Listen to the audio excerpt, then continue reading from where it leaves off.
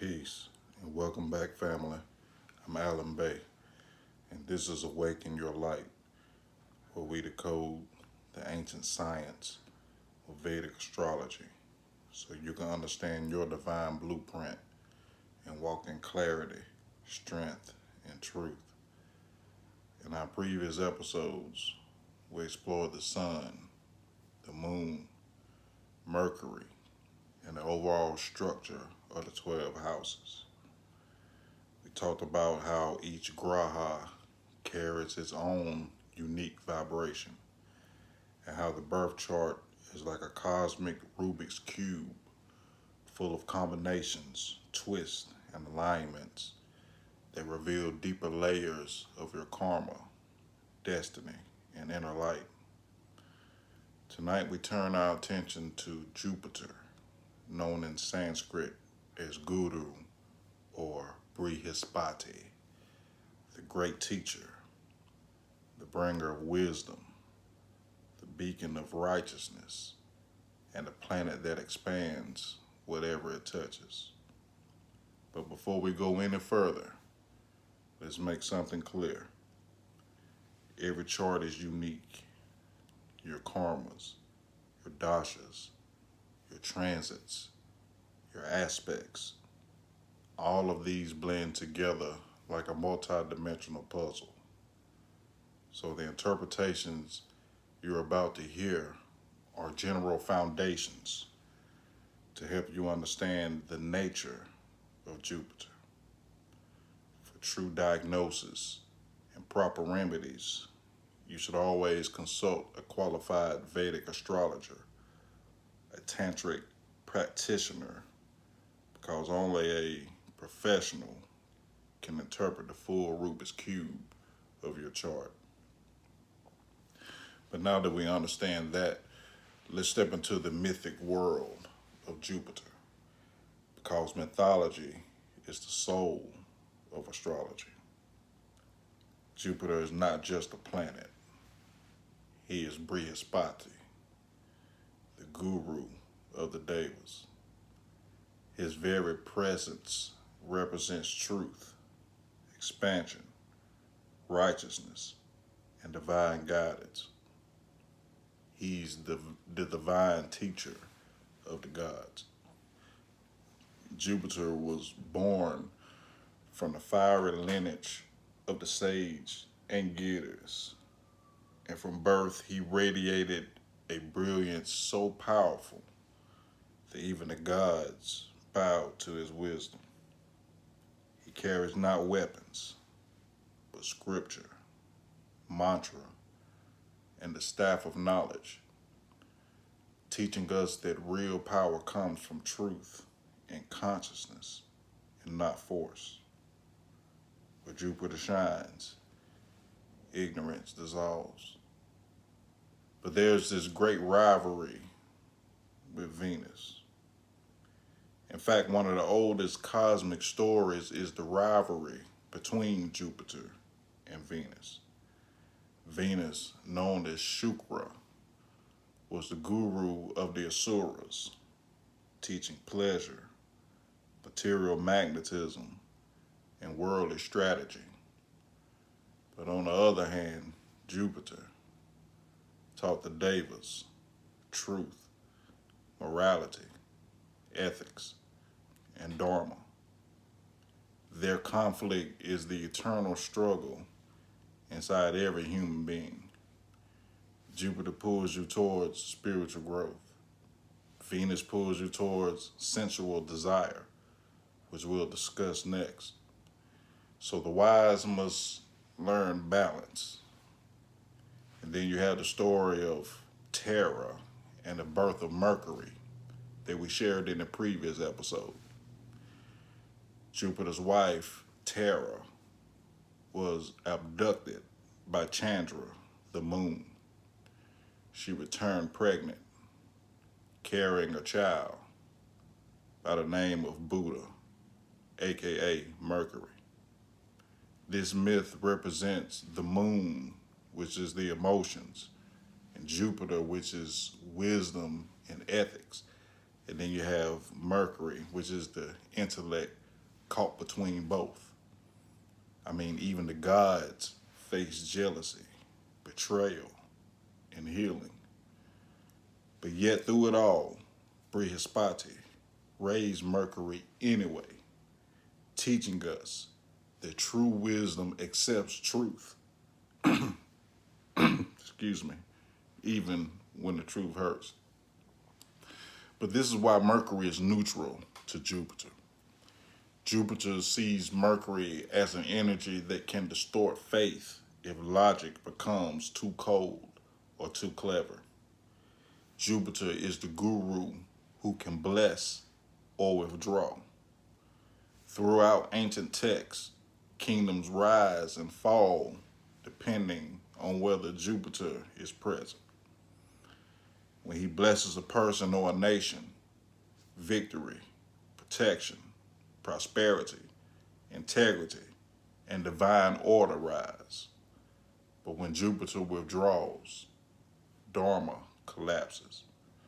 Therefore, Jupiter is both the planet of blessings and the planet of moral accountability. And now that we understand his essence, let's walk Jupiter through the 12 houses. In the first house of self, identity, and purpose, Jupiter makes you wise, benevolent, ethical, and fortunate. He makes you a natural teacher or a spiritual guide. But if afflicted, you can become self-righteous with the holier than thou syndrome, exhibiting excessive optimism and have weight issues. Jupiter is a very large planet, and with it sitting in the first house of self and the physical body, one can be on the chubby side, and one can also do excessive preaching. Now, in the second house of speech, family, and wealth, Jupiter makes you prosperous, sweet-spoken, generous, and you'll have strong family values. But if weak or afflicted, you could suffer from overspending or attachment to comforts and avoiding financial discipline. In the third house of courage, effort, and siblings, Jupiter makes you an inspiring communicator, a courageous thinker, and expands your skills. But if afflicted, you have scattered focus or too many ideas and big plans without follow through. Now, in the fourth house of home, mother, and inner peace, you'll have a peaceful home, a spiritual mother, blessed education, and emotional stability. But if afflicted, there may be some over-idealization of family, emotional indulgence, or avoidance of conflict. In the fifth house of creativity, intelligence, and children, Jupiter gives you divine creativity, spiritual intelligence, fortunate children, and mantra city. And the shadow part could be gambling or overindulgence or unrealistic expectations of children or love. Now, in the sixth house of enemies in health and service, Jupiter defeats enemies. Jupiter is and can make you a powerful healer. He can overcome or give you the ability to overcome sickness.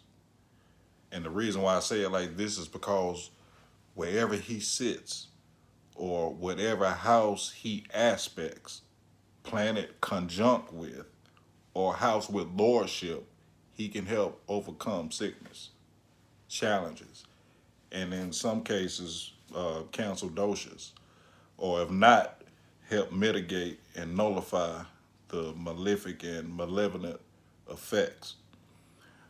If he sits in the first house, that's a good strong placement for physical protection because its effectiveness is highly conditional and contingent upon distinct placements in the birth chart, or if he has relevant strength already calculated in the Shad Bow, what astrologers use to see the planets and the house's strength in your cosmic Rubik's Cube. But the shadow could be laziness in routine or weight gain, overhelping others, and enabling. When we look at the seventh house of marriage, partnerships, you'll have a devoted spouse, ethical relationships, and wise counsel in partnerships. But if afflicted, you'll over sacrifice and you'll attract partners who rely too heavily on you and use you. Then, if we look in the eighth house of mysticism, transformation, and longevity, Jupiter gives you deep spiritual insight, occult wisdom, and powerful healing energy. But if afflicted, you'll suffer from hidden fears or be over trusting and suffer avoidance of emotional wounds. Now, in the ninth house of Dharma, high learning and grace is one of Jupiter's strongest placements. He gives you divine protection, great teachers, spiritual blessings, and fortune. I mean, what more can I say? He's at home.